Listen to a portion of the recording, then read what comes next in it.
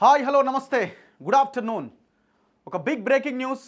కల్వకుంట్ల చంద్రశేఖరరావు విద్యుత్ enquiry commission, విద్యుత్ కుంభకోణాల మీద వేసిన ఎంక్వైరీ కమిషన్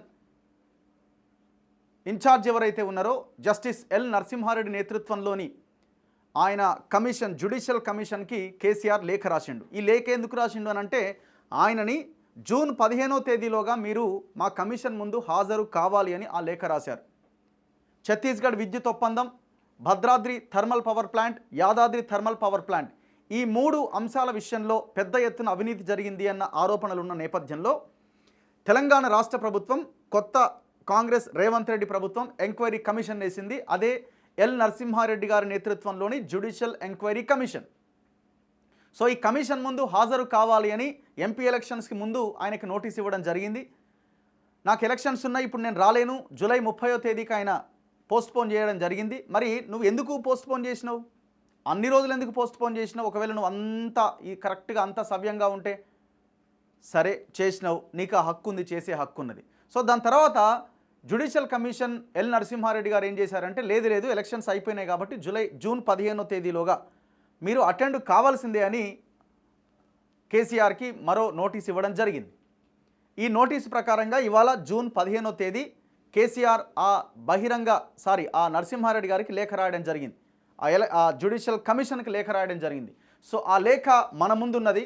ఆ లేఖలో ఏమేమి అంశాలు పేర్కొన్నారు, ఎంత పచ్చి అబద్ధాలని నిజాలుగా మాట్లాడుతూ నేనే తప్పు చేయలేదని కేసీఆర్ మాట్లాడుతున్నాడో నేను ఇప్పుడు ఎక్స్ప్లెయిన్ చేసే ప్రయత్నం చేస్తా.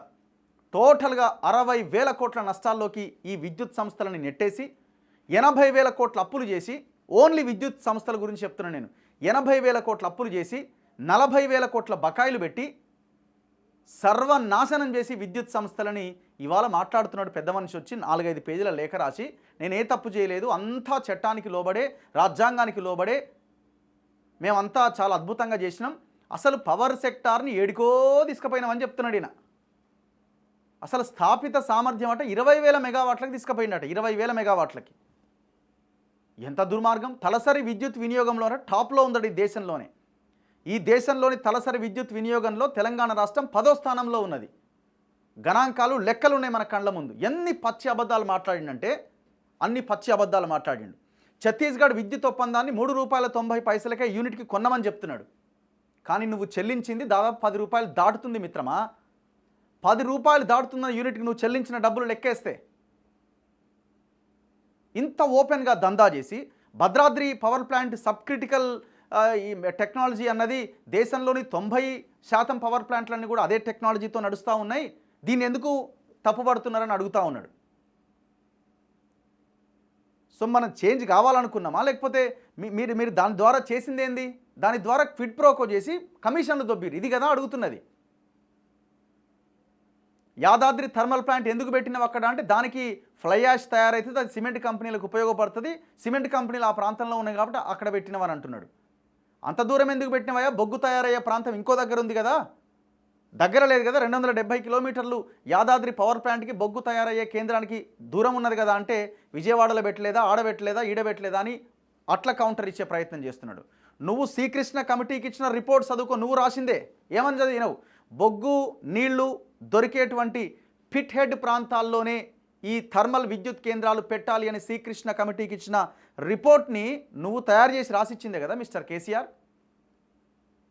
ఇవాళ మళ్ళీ విజయవాడలో థర్మల్ ప్లాంట్ ఉంది, అది అంత దూరంలో ఉంది కదా, 700 కిలోమీటర్ల దూరంలో ఉంది కదా అని మాట్లాడుతున్నాడు. తెలంగాణ ఉద్యమం చేసింది దేనికోసం? సో ఇట్లా చాలా టెక్నికల్ అంశాలు ఉన్నాయి, నేను డీటెయిల్గా మాట్లాడే ప్రయత్నం చేస్తా. ఓవరాల్గా ఆయన చెప్తుంది ఏంటంటే ఈ లేఖలో, నేను ఎందుకు రాను అంటే మీరు విచారణ అర్హతను కోల్పోయిన నరసింహారెడ్డి గారని ఆ జ్యుడిషియల్ కమిషన్ జడ్జినే ఆయన క్వశ్చన్ చేస్తున్నాడు. మీరు విచారణ అర్హతనే కోల్పోయినారు, ఎందుకు అనంటే ఈఆర్సీ ఎలక్ట్రిసిటీ రెగ్యులేటరీ కమిషన్ తీసుకున్నటువంటి నిర్ణయాల మీద మరో ఎంక్వైరీ కమిషన్ వేసే అసలు అధికారమే లేదట. మొత్తం కడగ నాకేసి సర్వనాశనం చేసి అన్ని లోపాయికారి క్విడ్ ప్రోకోలతో కూడినటువంటి ఒప్పందాలు చేసుకొని వాటి మీద ఎంక్వైరీ చేయొద్దట. ఎందుకంటే ఈఆర్సీ తీసుకున్న తీర్పుల మీద ఎంక్వైరీ చేయొద్దట. ఈఆర్సీలో ఎవరండి? ఈఆర్సీ చైర్మన్ ఎవరు? కేసీఆర్. తన్నీరు శ్రీరంగారావు మీ అల్లుడు. ఎవరు చెప్తున్నారు మీరు? సో ఇవన్నీ అంశాలు మనం మాట్లాడాల్సి ఉన్నది. అందుకే మనం అంటున్నాం జడ్జినే దిగిపో అంటావా, తప్పుకో కేసీఆర్ అని. అసలు మీరు ఫస్ట్ ప్రతిపక్ష నాయకుడి పదవికి మీరు అనర్హుడు. నాకు ఆ లెటర్ చూసిన తర్వాత నాకు అనిపించింది ఇంత దుర్మార్గంగా లెటర్ రాసిండు ఏందని. నువ్వు ఏ తప్పు చేయకపోతే నువ్వు అటెండ్ కావచ్చు కదా, తప్పేముందండి. ఇప్పుడు ఇంత పెద్దలు శాటభారతం లెటర్ రాసే బదులు నువ్వు అక్కడ కమిషన్ ముందు హాజరై ఎస్ నేనే తప్పు చేయలేదు, ఇది వాస్తవ పరిస్థితి అని వాళ్ళకందరు రిపోర్ట్ సబ్మిట్ చేసి బయటికి రావచ్చు కదా. కడిగిన ముత్యంలాగా మీ కూతురు ఎట్లాగైతే కడిగిన ముత్యంలాగా బయటకు వస్తా అంటుందో నువ్వు కూడా అట్లే కడిగిన ముత్యంలాగా బయటికి రావచ్చు కదా. ఆ ప్రయత్నం ఎందుకు చేయలే? నేను రాను అని చెప్పడానికి నువ్వు 4 పేజీల లేఖ రాయాలా? ఒక్కసారి దయచేసి ఇదంతా కూడా పొలిటికల్గా ఏదో ఏమార్చే ప్రయత్నం. ఎవరు నమ్మండి నిన్నీడ. నువ్వు ఎమ్మెల్యే కూడా పనికిరావు అనిపిస్తుంది లెటర్ చూస్తుంటే. ఒక్కసారి లెటర్ మన ముందుంది, నేను ఒక్కసారి చదివి వినిపిస్తా, మధ్యలో మనం డిస్కస్ చేద్దాం, అనలైజ్ చేద్దాం అసలు జరిగింది ఏంటి, వాస్తవం ఏంటి అన్నది. ఒక్కసారి చూడండి. K Chandrashekar Rao, leader of opposition, Telangana legislative assembly. నువ్వు ఆ లీడర్కి పనికిరావు అంటున్నా. నువ్వు శాసనసభలో అడుగుపెట్టలే. ఫస్ట్ థింగ్, అక్కడ ఉన్న డిబేట్ని నువ్వు ఫేస్ చేయలే, ఎందుకంటే వాళ్ళు వైట్ పేపర్ రిలీజ్ చేసి మొత్తం కడిగి పారేసిరు నిన్ను. ఆనాడు కూడా నువ్వు ఆ రోజు అటెండ్ కాలే. నువ్వు ఆనాడు అటెండ్ కాలే అసెంబ్లీలో, ఈడ కమిషన్ ముందు అటెండ్ అవుతలేవు. అసెంబ్లీలో అటెండ్ కాకుండా ప్రెస్ మీట్లు పెట్టి సోది పెట్టినావు. కమిషన్ ముందు అటెండ్ కాకుండా లెటర్లు రాసి సోది పెడుతున్నావు. నువ్వు లీడర్ ఎట్లా అవుతావు? అందుకే తప్పుకో. నీ వల్ల కాదు ఇది, నీ పార్టీని వేరే వాళ్ళకి అప్పగి, లేకపోతే నీ పోస్ట్, ఈ శాసనసభా పక్ష నేత పోస్ట్ అనే వేరే వాళ్ళకి అప్పగించేసి. ఆయనది నందినగర్, బంజారాహిల్స్, హైదరాబాద్ 34, హైదరాబాద్ 15 జూన్ 2024. ఇవాళ కొద్దిసేపటి క్రితం కేసీఆర్ రాసిన లేఖ. ఎవరికి రాసిండు? గౌరవనీయులైన జస్టిస్ నరసింహారెడ్డి గారికి. The commission of enquiry, 7th floor, BRK Bhavan, Adarsh Nagar, Hyderabad. Subject: the commission of enquiry constituted under commission of enquiry act 1952, GOMS number 9, energy department, dated 14/3/2024. So ఆ రోజున ఏర్పడ్డ కమిషన్ ఇది చట్ట ప్రకారం రాజ్యాంగబద్ధంగా ఏర్పాటు చేసినటువంటి కాన్స్టిట్యూషనల్ బాడీ ఇది. మీరు గౌరవంగా అక్కడ అటెండ్ అయ్యి వాస్తవాలు మీదే వాస్తవం అని మీరు అనుకుంటున్నారు కదా, మరి అక్కడ చెప్పొచ్చు కదా లెటర్ ఎందుకు నేను రానని. లాస్ట్కి ఏమంటాడంటే, ఫస్ట్ చదివింది అంత తర్వాత చూద్దాము. లాస్ట్కి ఏమంటుండంటే నా పెద్ద మనిషి, ఇగో మీ విచారణలో నిష్పాక్షికత ఎంత మాత్రం కనిపించట్లేదు, అందువల్ల ఇప్పుడు నేను మీ ముందు హాజరై ఏం చెప్పినా ప్రయోజనం ఉండదు అని స్పష్టమవుతున్నది. అరే నీ దగ్గర వాస్తవాలు ఉంటే, నీ దగ్గర ఎవిడెన్స్ ఉంటే, ఇది కోర్టు ఒక రకంగా చెప్పాలండి, నీ దగ్గర ఎవిడెన్స్ ఉంటే ఎందుకు ప్రయోజనం ఉండదు? ఎందుకు ప్రయోజనం? నువ్వు తప్పు చేసినావు కాబట్టి నువ్వు తప్పుకుంటున్నావు. పైన పేర్కొన్న అన్ని అంశాలు పరిగణలోకి తీసుకొని మీరు ఈ ఎంక్వైరీ కమిషన్ బాధ్యతల నుంచి స్వచ్ఛందంగా వైదొలగాల్సిందిగా నేను వినయపూర్వకంగా విజ్ఞప్తి చేస్తున్నాను అని ఆయననే అంటుండు. ఈయన విచారణకు హాజరు కాకుండా జడ్జినే నువ్వు తప్పుకో అంటుండు. ఎంత గమ్మత్తున్నది చూడండి. అంటే నువ్వు ఎవరిని అవమానిస్తున్నట్టు? నీ మీద ఒక అలిగేషన్ వచ్చింది, నువ్వు తప్పు చేసినావు, ఈ రకంగా నువ్వు మొత్తం నాశనం చేసినావు అని నువ్వేం చేయాలా? వెళ్ళి అటెండ్ కావాలా పిలిచినప్పుడు. ఈయన మాట్లాడింది చూడండి. రాష్ట్రం ఏర్పడ్డ నాడు తెలంగాణలో విద్యుత్ రంగం అత్యంత సంక్లిష్ట పరిస్థితుల్లో ఉండడం అనేది జగమెరిగిన సత్యం. తెలంగాణ రాష్ట్రం ఏర్పడడానికి ముందు అత్యంత దారుణంగా ఉన్న విద్యుత్ రంగం వల్ల ఏ ఒక్క సెక్టార్కు కూడా కరెంటు సక్రమంగా సరఫరా కాకపోయేది. దీనివల్ల తెలంగాణలో లక్షలాదిగా వ్యవసాయ పంపు సెట్లు కాలిపోవడం, దరిమిలా రైతులు ఆత్మహత్యలు చేసుకోవడం, కాలిపోయే మోటార్లు, పేలిపోయే ట్రాన్స్ఫార్మర్లు అనే నానుడి తెలంగాణ వ్యాప్తంగా వినిపించడం, పారిశ్రామిక రంగంలో ప్రతి వారంలో కొన్ని రోజుల తరబడి పవర్ హాలిడేలు ప్రకటించడం, దరిమిలా పారిశ్రామికవేత్తలు కరెంటు సరఫరా కోసం హైదరాబాద్లోని ఇందిరా పార్కు వద్ద ధర్నాలు చేయడం, గృహ అవసరాలకు కూడా అన్ని అపార్ట్మెంట్లలో డీజిల్ జనరేటర్లు ఏర్పాటు చేసుకోవడం, నగరాల్లో ఏ షాపుకు పోయినా జనరేటర్ల రొద వినిపించడం వంటి దృశ్యాలతో పాటు రాష్ట్రం మొత్తం జనరేటర్లు, ఇన్వర్టర్లు, కన్వర్టర్లు, స్టెబిలైజర్లు అన్నట్టుగా ఉండే విషయం మీకు తెలియంది కాదు. ప్రాస వాడాలి కదా, వాడిర్రు. నాడు తెలంగాణలోని గ్రామాల్లో ఉదయం 3 గంటలు, సాయంత్రం 3 గంటలు మాత్రమే 3 ఫేజ్ విద్యుత్ సరఫరా అయ్యేది. ఇక రాత్రంతా కేవలం సింగిల్ ఫేజ్ కరెంటు మాత్రమే ఉండేది. ఇది కేవలం పల్లెసీమల పరిస్థితే కాదు, మండల కేంద్రాల్లో ఏకంగా 8 గంటల పాటు కరెంటు కోతలు ఉండేవి. మున్సిపాలిటీల్లో 6 గంటల పాటు, రాజధాని హైదరాబాద్లోనూ ఏకంగా 4 గంటల పాటు పవర్ కట్ ఉండేది. రైతులు, కార్మికులు, సామాన్యులు ఇలా ప్రతి ఒక్కరూ కరెంటు కోతల బాధితులే. చివరికి ఎవరైనా చనిపోతే అంత్యక్రియల సమయంలో స్నానాలు చేయడానికి కూడా నీళ్లు లేని దుస్థితి నాటిది. ఇలాంటి పరిస్థితుల్లో ఉమ్మడి ఏపీ నుంచి తెలంగాణ విడిపోయింది. ఒక్క సమాధానం చెప్పు కేసీఆర్. ఇవాళ టోటల్ 29 రాష్ట్రాల్లో 29 రాష్ట్రాల్లో గతంలో తెలంగాణ ఉమ్మడి ఆంధ్రప్రదేశ్లో ఏ పరిస్థితి ఉండేనో గతంలో అన్ని రాష్ట్రాల్లో ఈ సిచ్యువేషన్ ఉండే. ఇప్పుడు తెలంగాణలో ఉన్న పరిస్థితి, ఇప్పుడు తెలంగాణలో ఉన్న విద్యుత్ సిచ్యువేషను మొత్తం దేశమంతా గతంలో ఉన్నట్టే ఉందా? దేశంలో సర్ప్లస్ పవర్ అందుబాటులోకి వచ్చిన తర్వాత దేశంలో పరిస్థితులు మారిపోయినాయి. 20 గంటలు ఆ పైన విద్యుత్ ఇస్తున్న రాష్ట్రాలు చాలా ఉన్నాయి ఇక్కడ. ఇంకా ఈ దేశంలో గత ప్రభుత్వాలు తీసుకొచ్చిన సంస్కరణల కారణంగా విద్యుత్ వినియోగము పెరిగింది, విద్యుత్ ఉత్పత్తి కూడా పెరిగింది. కావలసినంత పవర్ వాళ్ళ మార్కెట్లో అందుబాటులోకి వస్తున్నది. ఒక్క సమ్మర్లో పీక్ అవర్స్లో తప్పితే మ్యాక్సిమం టోటల్ మొత్తం టోటల్ హోల్ ఇయర్ అంతా కూడా ఎక్కడా కూడా పవర్ ఇబ్బంది లేదు. ఇది నీ వల్ల వచ్చిందో ఇంకోరి వల్ల వచ్చిందో కాదు, ఇది ఈ దేశంలోనే ఒక మార్పు వచ్చింది. ఈయనేదో పెద్దగా సాధించిన, అసలు నువ్వు రాష్ట్రం ఏర్పాటు అయిన తర్వాత నువ్వు కొత్తగా తయారు చేసిన పవర్ ఏడుందో చూపించారా? ఈ పరిస్థితులను గమనించే నాటి కేంద్ర ప్రభుత్వం తెలంగాణ విద్యుత్ అవసరాల దృష్ట్యా రాష్ట్ర ఏర్పాటుకు ముందు 5 సంవత్సరాల విద్యుత్ వినియోగాన్ని పరిగణలోకి తీసుకొని విభజన తర్వాత 2 రాష్ట్రాలు విద్యుత్తును వినియోగించాల్సిన నిబంధనలను రాష్ట్ర విభజన చట్టంలో స్పష్టంగా పొందుపరిచింది. రాష్ట్ర విభజన చట్టం ప్రకారం తెలంగాణకు 53.89%, ఆంధ్రప్రదేశ్కు 46.11% కేటాయించి ఆ విధంగా 10 సంవత్సరాల పాటు విద్యుత్తును వినియోగించుకోవాలి అని నిర్దేశించింది. విభజన చట్టం ప్రకారం తెలంగాణకిచ్చిన కరెంటు ఎంత మాత్రం సరిపోదు. అప్పటి అంటే 2014 వినియోగాన్ని అనుసరించే మనకు దాదాపు 2700 మెగావాట్ల కొరత ఉన్నది. మరోవైపు విభజన చట్టాన్ని ఉల్లంఘించి ఆంధ్రప్రదేశ్ కరెంటు సరఫరాను ఎగవేయడం వల్ల 1500 మెగావాట్లు, గ్యాస్ ఆధారిత విద్యుత్ రాకపోవడం వల్ల 900 మెగావాట్లు కలిపి మరో 2400 మెగావాట్ల లోటు ఏర్పడ్డది. వెరసి మొత్తం మీద సుమారు 5000 మెగావాట్ల కొరతతో తెలంగాణలోని విద్యుత్ రంగంలో తీవ్ర సంక్షోభం ఏర్పడింది. దరిమిలా రాష్ట్రాన్ని విద్యుత్ సంక్షోభం నుంచి గట్టెక్కించడానికి గాను తెలంగాణకు శాశ్వతంగా ప్రయోజనాలు చేకూర్చే దిశగాను తెలంగాణ ప్రభుత్వం, తెలంగాణ విద్యుత్ సంస్థలు ఏకోన్ముఖంగా పనిచేసి కఠోర శ్రమ చేసి అద్భుతమైన విజయాలు సాధించాయి. అత్యంత అధ్వాన పరిస్థితిలో ఉన్న తెలంగాణ విద్యుత్ పంపిణీ వ్యవస్థను పటిష్టపరచడానికి అనేక నిర్మాణాత్మక చర్యలు తీసుకొని విజయం సాధించడం, విద్యుత్ ఉత్పత్తిలో తెలంగాణ స్వయం సమృద్ధి సాధించడం ఇందుకు ఉదాహరణలు. తత్ఫలితంగా రాష్ట్రం ఆవిర్భవించినప్పుడు 7778 మెగావాట్లుగా ఉన్న రాష్ట్ర స్థాపిత విద్యుత్ తర్వాత సుమారు 20,000 మెగావాట్ల పైచీలకు చేరడం, అటు సరఫరా పంపిణీ వ్యవస్థలు పటిష్టపడి సక్రమ విద్యుత్ సరఫరా చేసే స్థాయికి ఎదగడం, తద్వారా మన భారతదేశంలోనే నాణ్యమైన నిరంతరాయ కరెంటును అన్ని రంగాలకు సరఫరా చేసిన ఏకైక రాష్ట్రంగా తెలంగాణ వినుతికెక్కడం తమరికి తెలియని విషయం కాదు.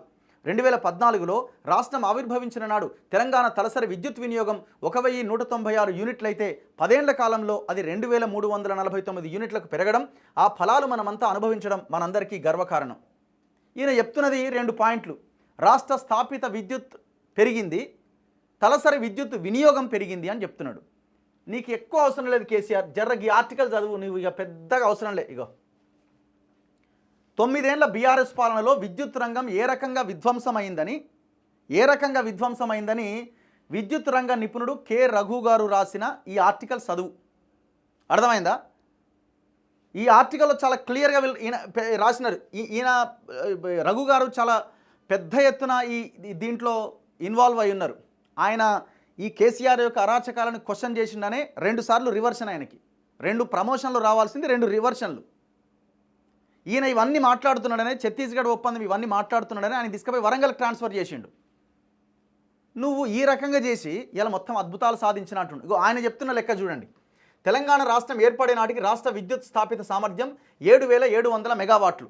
ఇప్పుడు ఆయన కేసీఆర్ లెటర్లో రాసిన దానికి ఆన్సర్ 2023 డిసెంబర్ నాటికి ఈ స్థాపిత సామర్థ్యం 19475 మెగావాట్లకు చేరింది. అంటే కేసీఆర్ చెప్తున్న దాంట్లో ఫిగర్స్ కరెక్టే ఉన్నాయి. అంటే 9 సంవత్సరాల్లో 11697 మెగావాట్ల అదనపు సామర్థ్యం ఏర్పడింది.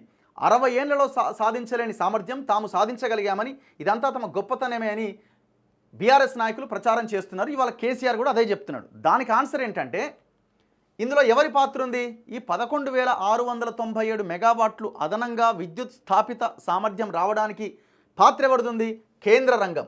2014 తర్వాత కేంద్ర ప్రభుత్వ సంస్థల ఆధ్వర్యంలో నెలకొల్పబడిన విద్యుత్ ప్రాజెక్టుల్లో తెలంగాణకు కేటాయించిన విద్యుత్ సామర్థ్యం 1873 మెగావాట్ల నుంచి 3177 మెగావాట్లకు పెరిగింది. అంటే 1314 మెగావాట్లు పెరిగింది. ఇందులో రాష్ట్ర ప్రభుత్వ ప్రమేయము, కేసీఆర్ ప్రమేయము 0.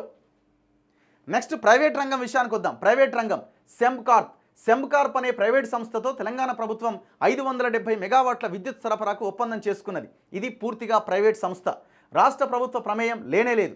ఇదే సంస్థతో ఉమ్మడి రాష్ట్రంలో చేసుకున్న ఒప్పంద ధర కన్నా చాలా అధికంగా ధర ఉందనే ఆరోపణలు కూడా ఉన్నాయి. ఓకే, ఇక్కడ 570 మెగావాట్లు. నెక్స్ట్ ఛత్తీస్గఢ్తో 1000 మెగావాట్ల సరఫరాకు తెలంగాణ ప్రభుత్వం ఒక ఒప్పందం చేసుకున్నది. ఇది 1000 మెగావాట్లు. నెక్స్ట్ సౌరశక్తి సామర్థ్యం తెలంగాణ ఏర్పడ్డ తర్వాత సుమారు 5526 మెగావాట్లు స్థాపించబడింది. ఈ మొత్తం కూడా ప్రైవేట్ రంగంలో వచ్చింది. ఎవరు టెండర్లు పిలిచినా ప్రాజెక్టులు పెట్టడానికి ప్రైవేట్ పెట్టుబడిదారులు సిద్ధంగా ఉన్నారు. సో ఇట్లా దాదాపు మన పొరుగు రాష్ట్రం ఆంధ్రప్రదేశ్ అయితే 9000 మెగావాట్ల సామర్థ్యం ఉన్న సంప్రదాయేతర ఇంధన వనరుల ప్రాజెక్టులను ప్రైవేట్ రంగంలో స్థాపించారు. సో ఇక్కడ కూడా బీఆర్ఎస్ కేసీఆర్ సాధించిన గొప్పతనం ఏమీ లేదు. ఇక రాష్ట్ర ప్రభుత్వ రంగం సింగరేణి సంస్థ. రాష్ట్రం ఏర్పడే నాటికే కాంగ్రెస్ మొదలుపెట్టిన 1200 మెగావాట్ల ప్రాజెక్టు పనులు అధిక భాగం పూర్తయినాయి. వీటిని తెలంగాణ ప్రభుత్వం పూర్తి చేసింది. కాకతీయ థర్మల్ పవర్ ప్లాంట్ భూపాలపల్లిలో నిర్మితమైన ఈ 600 మెగావాట్ల ప్రాజెక్టు కూడా అంతకుముందే కాంగ్రెస్ మొదలుపెట్టి సింహభాగం పూర్తి చేసింది. దీన్ని కేసీఆర్ వచ్చిన తర్వాత కంప్లీట్ చేసిండు. ఈయన చేసిన లెక్క ఏందండి? ఈయన చేసిన కొత్త లెక్క ఏంది? ఈయన ఏమంటుండు? 20,000 మెగావాట్ల స్థాపిత సామర్థ్యం పెంచిన అంటుండు. నువ్వు చేసింది మహా అయితే ఒక 1000 మెగావాట్లు పెంచుంటావేమో అటు ఇటుగా. నువ్వు ఎక్కడ పవర్ను ఉత్పత్తి చేసినావు స్థాపిత సామర్థ్యం పెంచడానికి? ఇగో ఈ రకంగా శుద్ధ అబద్ధాలు రాసి జడ్జిని తప్పుకోమంటున్నాడు. రెండోది ఏమన్నాడు? తలసరి విద్యుత్ వినియోగంలో ఎక్కడనో ఉన్నామన్నాడు. దాని మీద కూడా ఈయన రాయడం జరిగింది. ఇగో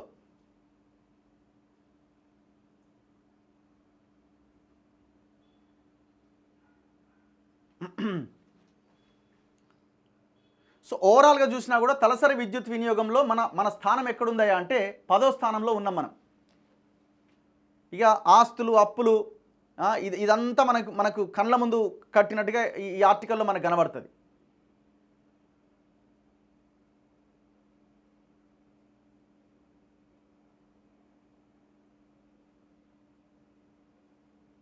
సో ఈ లెటర్లో ఇంకా ముఖ్య అంశాలు ఎక్కడుంది అది? సో ఈ తలసరి విద్యుత్ వినియోగంలో కూడా మన రాష్ట్రం ఈ దేశంలో 10వ స్థానంలో ఉన్నాం మనం. 10th ప్లేస్ మనది. ఒక్కసారి మీరు స్టాటిస్టిక్స్ లెక్కలు తీస్తే చాలా క్లియర్గా ఇది అర్థమవుతుంది మనకి. నెక్స్ట్ ఆయన లెటర్లోని సెకండ్ పేరా, తెలంగాణ రాష్ట్ర ఆవిర్భావం నుంచి పనిచేసిన అప్పటి రాష్ట్ర ప్రభుత్వం ఈ విజయాలను ఆషామాషిగా సాధించలే. ఇతర రాష్ట్రాల నుంచి విద్యుత్ కొనుగోళ్ల విధానంలో కావచ్చు, లేదా రాష్ట్రంలో నూతన విద్యుత్ ఉత్పత్తి కేంద్రాలు నెలకొల్పే విషయంలో కావచ్చు, అన్ని రకాల చట్టాలను నిబంధనలను పాటిస్తూ కేంద్ర రాష్ట్ర అనుమతులు సాధిస్తూ ముందుకు పోవడం జరిగింది. ఎలక్ట్రిసిటీ యాక్ట్ 2003ని అనుసరిస్తూ వీటన్నింటికీ అవసరమైనటువంటి కేంద్ర ప్రభుత్వ సంస్థల రాష్ట్ర ప్రభుత్వ సంస్థల నుంచి అన్ని రకాల అనుమతులు పొంది ముందుకు పురోగమించడం జరిగింది. ఇది కాకుండా ఎలక్ట్రిసిటీ యాక్ట్ 2003 ప్రకారం ఏర్పడ్డ న్యాయ ప్రతిపత్తి కలిగిన స్టేట్ ఎలక్ట్రిసిటీ రెగ్యులేటరీ కమిషన్ ఈఆర్సీల యొక్క తీర్పులకు లోబడే అన్ని చర్యలు తీసుకున్నాం. అట్టి చర్యలపైన ఏదేని ఒక వ్యక్తి కానీ లేదా వ్యక్తులు కానీ సంస్థలకు కానీ అభ్యంతరాలు ఉన్న ఎడల ఈఆర్సీలు నిర్వహించే పబ్లిక్ హియరింగుల్లో తమ ఆక్షేపణలు తెలియజేయవచ్చు. ఏదేని విషయంపైన వారి అభ్యంతరాలకు వ్యతిరేకంగా ఈఆర్సీ తీర్పు వెలువరించినచో వారు ఎలక్ట్రిసిటీ అప్పీలేట్ ట్రైబ్యునల్కు అప్పీల్ చేసుకోవచ్చు.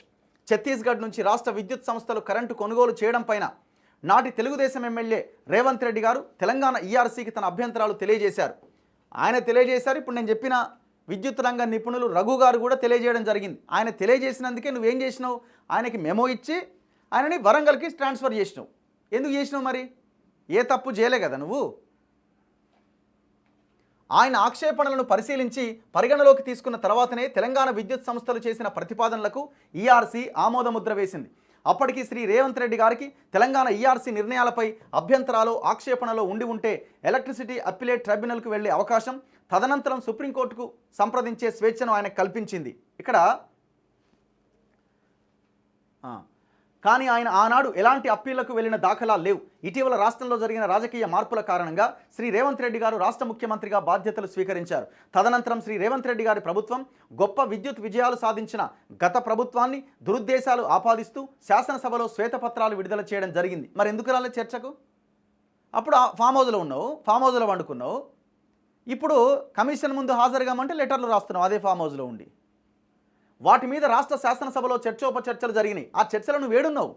శాసనసభాపక్ష నేతగా బీఆర్ఎస్ నుంచి ఆ చర్చలో నువ్వు ఎక్కడున్నావు? అంతటితో ఆగకుండా ఎలక్ట్రిసిటీ రెగ్యులేటరీ సంస్థలు వెలువరించిన తీర్పులపైన ఎంక్వైరీలు చేయకూడదన్న, ఎంక్వైరీ కమిషన్లు వేయకూడదన్న కనీస ఇంగితాన్ని కూడా శ్రీ రేవంత్ రెడ్డి ప్రభుత్వం కోల్పోయి ఒక ఎంక్వైరీ కమిషన్ను ఏర్పాటు చేయాలని నిర్ణయించింది. అట్టి ఎంక్వైరీ కమిషన్ను మీ ఆధ్వర్యంలో ఏర్పాటు చేస్తూ ఉత్తర్వులు చేయడం జరిగింది. పాయింట్ ఏంటంటే ఇక్కడ ఈఆర్సీ రాజ్యాంగబద్ధ సంస్థ, సో ఆ సంస్థ మీద ఎంక్వైరీ చేయడానికి వీలు లేదు అని అంటున్నాడు. ఇప్పుడు ఎంక్వైరీ చేయడానికి వీలుందా లేదా అన్నది పాయింట్ కాదు ఇక్కడ. నువ్వు తప్పు చేసినవా లేదా, నీ హయాంలో తప్పు జరిగిందా లేదా అన్నది ఇక్కడ పాయింట్. సరే, ఇప్పుడు ఈఆర్సీ చైర్మన్ ఎవరండి? కేసీఆర్ చెప్పాలి సమాధానం. ఈఆర్సీ చైర్మన్ ఎవరండి? ERC chairman Tanneeru Sriranga Rao. సరే, ఆయన రాజ్యాంగబద్ధ హోదాలో ఉన్నాడు కాబట్టి ఆయనకి మనం రెస్పెక్ట్ ఇస్తాం. ఈ పవర్ బిల్లులు పెంచే విషయంలో, మోటార్లకు మీటర్లు పెట్టాలి అన్న విషయంలో ఎవరండి కేసీఆర్కి లెటర్, డిస్కమ్లకు లెటర్ రాసింది? కేసీఆర్ పొద్దున్న లేస్తే బీజేపీని అంటాడు కదా, మోటార్లకు మీటర్లు పెట్టమన్నారు, మోటార్లకు మీటర్లు పెట్టమన్నారని. మోటార్లకు మీటర్లు పెట్టమని లెటర్ రాసిందే శ్రీరంగారావు. ఈఆర్సీ చైర్మన్గా ఉండి డిస్కమ్లకు లెటర్ రాస్తే, డిస్కమ్లు మా దగ్గర పైసలు కేసీఆర్ మొత్తం మమ్మల్ని ముంచేసిండు, 98 కోట్లు మేము రూరల్ ఎలక్ట్రిఫికేషన్ కార్పొరేషన్కి లోన్ కింద పెట్టుకున్నాం, ఆ 90 కోట్లు రాగానే మేము మీటర్లు పెడతాం, మీకు క్వార్టర్లీ రిపోర్ట్ సబ్మిట్ చేస్తామని చెప్పింది డిస్కమ్లు. ఎవరికి? శ్రీరంగారావుకి. ఈయన ఈఆర్సీ అని, ఈఆర్సీ చైర్మన్ ఎవరు? మీ అల్లుడు. ఎట్లా వచ్చినాయి నిర్ణయాలన్నీ మీకు అనుకూలంగా? ఇప్పుడు ఈఆర్సీ నిర్ణయం తీసుకుంటుంది, ఈఆర్సీ ఎంక్వైరీ చేయొద్దనంటే, కరెంటు బిల్లులు పెంచొద్దని ఈఆర్సీ ముందు జనం పోయి గొడవ చేస్తారు. ఈఆర్సీ అన్న తగ్గింది అయినాడన్న? మీరు ఏదనుకుంటే ఆ నిర్ణయం అక్కడ జరిగిపోద్ది.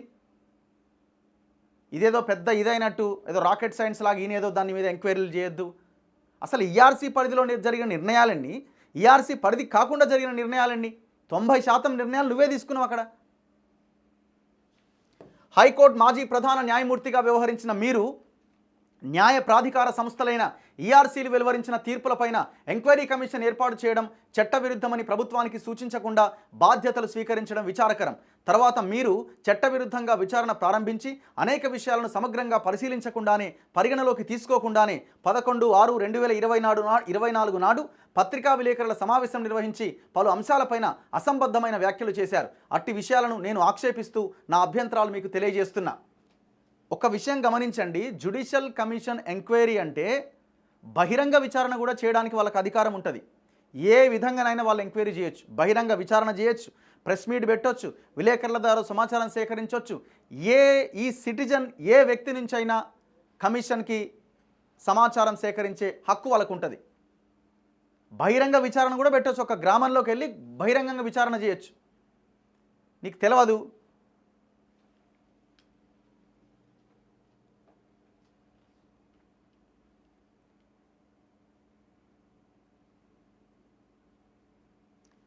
అది పవర్ కెపాసిటీ తగ్గించి ఆన్ చేయి. నెక్స్ట్, థర్మల్ విద్యుత్ కేంద్రాల్లో ఆయన చెప్తున్నాడుగా, నాకు ఏదైతే మీరు అభ్యంతరాలు చెప్పిరో నా అభ్యంతరాలు ఉన్నాయి, సో మీరు చెప్పిన అభ్యంతరాలు నేను ఆక్షేపిస్తున్నాను ఆయన చెప్తున్నాడు. వినండి ఒక్కసారి. థర్మల్ విద్యుత్ కేంద్రాల్లో 2 రకాలు ఉన్నాయి. ఒకటి సబ్ క్రిటికల్, 2 సూపర్ క్రిటికల్.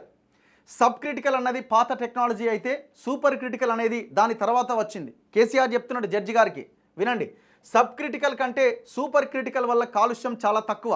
అయితే సబ్ క్రిటికల్ కన్నా సూపర్ క్రిటికల్ ప్లాంట్ నిర్మాణ ఖర్చు చాలా ఎక్కువ. తెలంగాణ కొత్త విద్యుత్ కేంద్రాల నిర్మాణం ప్రారంభించే 2014 నాటికి భారతదేశంలో సుమారు 90% థర్మల్ విద్యుత్ కేంద్రాలు సబ్ క్రిటికల్ పద్ధతిలో నిర్మాణమైనవే. కొత్తగూడెంలో ఉన్న కొత్తగూడెం థర్మల్ పవర్ ప్లాంట్, భూపాలపల్లిలో ఉన్న కాకతీయ థర్మల్ పవర్ ప్లాంట్, రామగుండంలో థర్మల్ పవర్ ప్లాంట్, ఆంధ్రప్రదేశ్లోని విజయవాడ థర్మల్ పవర్ ప్లాంట్, ఇవన్నీ సబ్ క్రిటికల్ పద్ధతిలో నిర్మాణమైనవే. వెరసి దేశంలోనూ ఎన్టీపీసీ పరిధిలో 90% థర్మల్ పవర్ ప్లాంట్లు సబ్ క్రిటికలే కాగా 1-2 మాత్రమే సూపర్ క్రిటికల్ విద్యుత్ కేంద్రాలు ఉన్నాయి. సూపర్ క్రిటికల్ పరిజ్ఞానం కింద నిర్మాణాలు అప్పుడప్పుడే మొదలవుతున్నాయి. కాలుష్య నియంత్రణలో భాగంగా క్లీన్ ఎనర్జీని ప్రోత్సహించడం కోసం 2015లో కుదిరిన ప్యారిస్ ఒప్పందంలో భారత్ చేరిన పర్యవసానంగా ఈ దేశంలో సూపర్ క్రిటికల్ థర్మల్ కేంద్రాలు ప్రోత్సహించాలి అనే ఆలోచన వచ్చింది. ఈ బ్యాక్గ్రౌండ్లో 2014లో తెలంగాణ రాష్ట్రం ఏర్పడ్డది. తెలంగాణలో విద్యుత్ కొరతను తీర్చడానికి ఒకవైపు విద్యుత్ కొనుగోలు ఒప్పందాలు చేసుకుంటూనే మరోవైపు విద్యుత్ ఉత్పత్తిలో స్వావలంబన సాధించాలి అని అప్పటి రాష్ట్ర ప్రభుత్వం భావించింది. ఇందులో భాగంగా వీలైనంత వేగంగా కొత్త థర్మల్ విద్యుత్ కేంద్రాలు నిర్మించాలి అని నిర్ణయించబడింది. అప్పటికి దేశంలో భారీ విద్యుత్ కేంద్రాల నిర్మాణంలో పేరెన్నికగన్న సంస్థ భారత్ హెవీ ఎలక్ట్రికల్ లిమిటెడ్. కేంద్ర ప్రభుత్వ రంగ విభాగమైన ఇది నవరత్నాల్లో ఒకటి. BHELకున్న పేరు ప్రఖ్యాతుల దృష్ట్యా తెలంగాణలో కొత్త థర్మల్ విద్యుత్ కేంద్రాల నిర్మాణానికి దాన్ని సంప్రదించడం జరిగింది. మా రాష్ట్రానికి విద్యుత్ అవసరం చాలా ఎక్కువగా ఉన్నది, సత్వరమే విద్యుత్ కేంద్రాల నిర్మాణం జరగాల్సి ఉంది, మీరు చేయగలరా అని ఆరా తీశాం. దానికి BHEL వారు మా వద్ద సబ్ క్రిటికల్ విద్యుత్ కేంద్రాల నిర్మాణానికి సంబంధించిన సామాగ్రి సిద్ధంగా ఉన్నది, మీకు అత్యవసరం ఉంది కాబట్టి దాంతో 2 సంవత్సరాల్లోనే మీకు మణుగూరులో 1080 మెగావాట్ల భద్రాద్రి థర్మల్ పవర్ ప్లాంట్ నిర్మించి ఇవ్వగలం. కొత్తగూడెంలో ప్రతిపాదించిన 800 మెగావాట్ల 7వ దశను మాత్రం సూపర్ క్రిటికల్ టెక్నాలజీ ప్లాంట్ను 4 సంవత్సరాల్లో ఇవ్వగలం అని జవాబిచ్చారు. దీంతో అప్పుడు తెలంగాణలో ఉన్న తీవ్ర విద్యుత్ సంక్షోభాన్ని దృష్టిలో ఉంచుకొని సత్వరమే కరెంటును అందుబాటులోకి తెచ్చుకోవడం కోసం మణుగూరులో సబ్ క్రిటికల్ పద్ధతిలో థర్మల్ ప్లాంట్ నిర్మాణానికి శ్రీకారం చుట్టబడింది. అసాధారణ పరిస్థితుల్లో కొన్ని అసాధారణ నిర్ణయాలు తీసుకోవాల్సి వస్తుందట. మొత్తం అసాధారణ పరిస్థితులు ఉన్నాయట, ఈయన అసాధారణమైన నిర్ణయాలు తీసుకుందట. కరెంటు విషయంలో ఆనాడు తెలంగాణ అలాంటి అసాధారణ సంక్షోభంలో ఉన్నది. అదీ కాకుండా 2014 నాటికి సబ్ క్రిటికల్ పైన ఎలాంటి నిషేధం కానీ నియంత్రణ కానీ లేదు. 2017 వరకు అమల్లో ఉండే 12వ పంచవర్ష ప్రణాళిక కూడా సబ్ క్రిటికల్ థర్మల్ ప్లాంట్లు నిర్మించుకోవచ్చని పేర్కొన్నది. అయితే మీరు 11/6/2024 రోజున నిర్వహించిన విలేకరుల సమావేశంలో మీరు అంటే జస్టిస్ నరసింహారెడ్డి గారు కేసీఆర్ అంటున్నాడు, నేను పైన తెలిపిన ఏ విషయాన్ని పరిగణలోకి తీసుకోకుండా Bhadradri sub critical thermal station పైన విపరీత వ్యాఖ్యలు చేశారు. భద్రాద్రి సబ్ క్రిటికల్ థర్మల్ విద్యుత్ కేంద్రాన్ని ప్రారంభించిన నాటికి మన రాష్ట్రంతో పాటు యావత్ దేశ విద్యుత్ రంగమే 90% సబ్ క్రిటికల్ థర్మల్ స్టేషన్ల విద్యుత్ ఉత్పత్తిపైనే ఆధారపడి ఉందన్న సంగతిని మీరు పూర్తిగా విస్మరించారు. ఒకవైపు దేశంలో 90% సబ్ క్రిటికల్ ప్లాంట్లే ఉండగా తెలంగాణ ప్రభుత్వం ఒక్కటే సబ్ క్రిటికల్ ప్లాంట్ పెట్టినట్లు చేయరాని తప్పేదో చేసినట్టు మీరు మాట్లాడిన తీరు దురుద్దేశాన్ని బయటపెట్టింది. 2017 వరకు అమల్లో ఉండే 12వ పంచవర్ష ప్రణాళికలో కూడా సబ్ క్రిటికల్ విద్యుత్ కేంద్రాలపైన ఎలాంటి ఆంక్షలు లేవన్న వాస్తవాన్ని మీరు విస్మరించారు. కేంద్ర ప్రభుత్వ మరియు రాష్ట్ర ప్రభుత్వాలకు చెందిన అవసరమైన అన్ని చట్టబద్ధ సంస్థల నుంచి అనుమతులు ఆమోదాలు పొందిన తర్వాతనే Bhadradri sub critical thermal station పని ప్రారంభించి విజయవంతంగా నిర్మాణం పూర్తి చేసి ప్రజలకు అంకితం చేసిన సంగతిని మీరు విస్మరించడమే కాకుండా అప్పటి రాష్ట్ర ప్రభుత్వం ఏదో తప్పు చేసిందనే విధంగా వ్యాఖ్యలు చేసి దురుద్దేశాలు ఆపాదించారు. అందువల్ల మీరు ఈ అంశాన్ని విచారించే విచారణ అర్హతను కోల్పోయారు. కాబట్టి మీరు మీ బాధ్యతల నుంచి విరమించుకోవాలని నేను విజ్ఞప్తి చేస్తున్నాను. ఆయన బాధ్యతల నుంచి విరమించుకోవాల్సింది ఆయన కాదు, నువ్వు శాసనసభా పక్ష బాధ్యతల నుంచి నువ్వు విరమించుకోవాలి. నీ పార్టీ నుంచి అవసరమైతే నువ్వు అసలు లీడర్గా కూడా పనికిరావు. వాళ్ళు అంటున్నది ఈ సబ్ క్రిటికల్ విధానం వల్ల పొల్యూషన్ ఎక్కువగా ఉంటుంది. ఈయనేమంటుండు, అసాధారణమైన సంక్షోభం ఉంది కాబట్టి చేయక తప్పని పరిస్థితి ఏర్పడ్డది అని అంటున్నాడు. ఇక్కడ పాయింట్ ఏంది, ఇంకొక పాయింట్ ఏంది, ఇక్కడ ఎంత అసాధారణమైన పరిస్థితి ఉన్నా యూనిట్ 8 రూపాయలు 10 రూపాయలకు అయ్యే ఖర్చును ఎవడన్నా భరిస్తాడా? బయటి మార్కెట్లో అంతకంటే తక్కువకు దొరుకుతూ ఉంటే ఎవడన్నా 8 రూపాయలు యూనిట్ 10 రూపాయలకి అయ్యేటువంటి ఇలాంటి చెత్త ప్రాజెక్ట్ని మీదేసుకుంటాడా? వాడు ఇండియా బుల్స్ అనే కంపెనీ వాడు ఇది పనికిరాదర నాయన, దీనివల్ల ఎక్కువ కాస్ట్ అవుతున్నది, ఇది దేశంలోనే చాలా ఎక్కువ ఖర్చు అవుతున్నది అని వాడు మూలకు పడేసిన పరికరాలను తీసుకొచ్చి ఇక్కడ BHELని ముందు పెట్టి తెర వెనకాల క్విడ్ ప్రోకో నడిపించిండు. ఈయన పేరుకేమో BHEL అని చెప్తుందంతేంది, నేను కేంద్ర ప్రభుత్వ సంస్థకి ఇచ్చిన BHELకి ఇచ్చిన అంటున్నాడు. పేరు BHELది, కంపెనీ ఉంది ఇండియా బుల్స్ అనే కంపెనీ. వాడితో లాలూచీబడి ఈ ప్రాజెక్టును ప్రారంభించి దీని వెనకాల పెద్ద ఎత్తున నిధులని కొల్లగొట్టిరు. ఇప్పుడు మీరేమంటున్నారు, ఆ ప్లేస్లో పెట్టినామని అంటున్నారు. ఇప్పుడు పోలవరం గడితే ఉంటుందా? పోలవరం బ్యాక్ వాటర్తోనే అప్పుడప్పుడు నీళ్ళు వస్తూ ఉంటాయి అందులోకి. పోలవరం వన్స్ కంప్లీట్ అయిపోతే నీకు ఆ భద్రాద్రి ప్లాంట్ అనేది కనిపిస్తుందా? కేసీఆర్ కింద రాయాలి.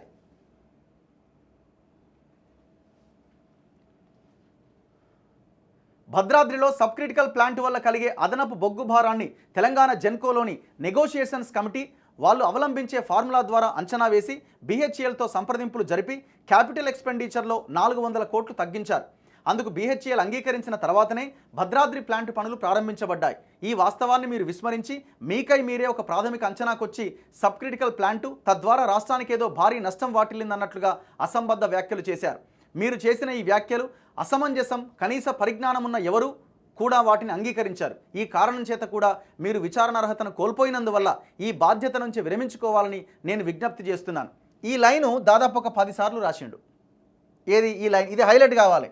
వాళ్ళ ఉద్దేశం ఏంటంటే కేసీఆర్కే లెటర్ పంపుతారా మీరు? కేసీఆర్కే నోటీస్ ఇచ్చి కేసీఆర్ని విచారణకు రమ్మంటారా? సో కేసీఆర్ మిమ్మల్ని తప్పుకోమంటున్నాడు. ఇగో అన్నమాట. ఇక్కడ ఫ్యూడల్ ఐడియాలజీ భావజాలం ఏదైతే ఉందో అది కళ్ళ కొట్టొచ్చినట్టు కనబడతా ఉన్నది. మీరు నాకు నోటీస్ ఇస్తారా? మీరు నాకు నోటీస్ ఇచ్చేది ఏందని ఇగో ఆయన ఈ లైన్ని 10 సార్లు రాసిండు. మీరు విచారణ అర్హతను కోల్పోయినారు కాబట్టి మీరు తప్పుకోవాలని 10 సార్లు రాసిండు దాన్ని. అంటే కేసీఆర్ జడ్జికే కౌంటర్ ఇస్తుందని బయట చర్చ జరగాలి. అమ్మో కేసీఆర్ అసలు ఏం తప్పే చేయనట్టుంది, జడ్జినే అంటుండంటే మామూలోడు కాదు అని అనుకోవాలి బయట. అన్ని దొంగ ముచ్చట్లే ఇంట్లో.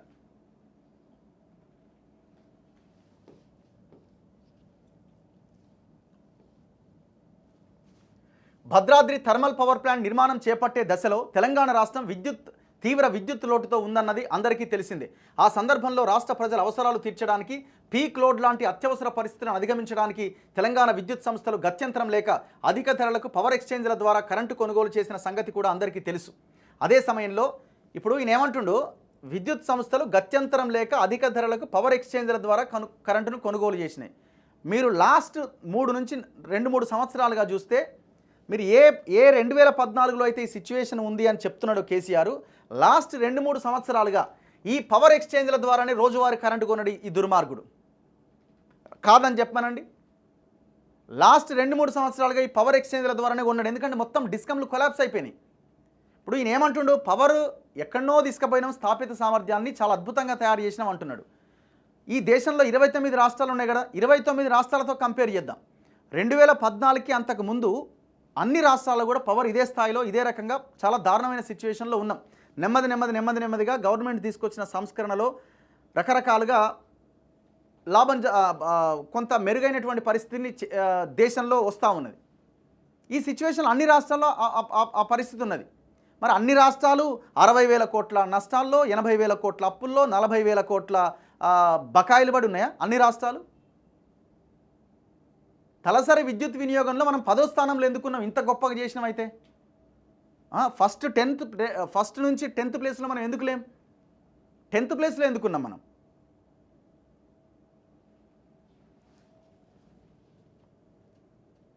ఇప్పుడు ఇది ప్రభాకర్ రావు ఏం చెప్తాడు దీనికి? ఈ దొంగలు ఇద్దరు కలిసి చేసిన వ్యవహారం ఇదంతా. ప్రభాకర్ రావు ఏమో నాకేం సంబంధం, ఛత్తీస్గఢ్ ఒప్పందం కేసీఆర్ చెప్తే చేసినట్టు. మరి ప్రభాకర్ రావు చెప్పాలి కదా విచారణలో, లేదు అంతా సవ్యంగా జరిగింది, ఇదో లెక్కలని. నువ్వు ఆయన దగ్గరనే కదా, నీ దగ్గరనే కదా పనిచేసింది, నువ్వే కదా పెట్టుకున్నావు. మరి ప్రభాకర్ రావు ఎందుకు కేసీఆర్ చెప్తే చేసినా నా తప్పేం లేదని ఎందుకు చెప్తున్నాడు?